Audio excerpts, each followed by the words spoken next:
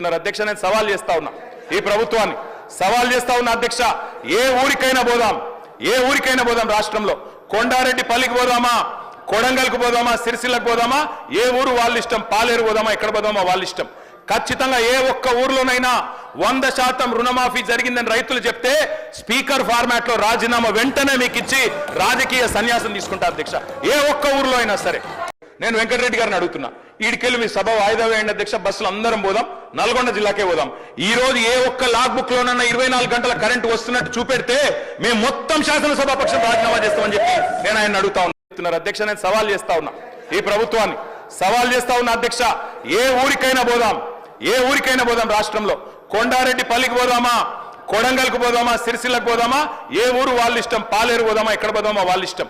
ఖచ్చితంగా ఏ ఒక్క ఊర్లోనైనా 100% రుణమాఫీ జరిగిందని రైతులు చెప్తే స్పీకర్ ఫార్మాట్ లో రాజీనామా వెంటనే మీకు ఇచ్చి రాజకీయ సన్యాసం తీసుకుంటా అధ్యక్ష. ఏ ఒక్క ఊర్లో అయినా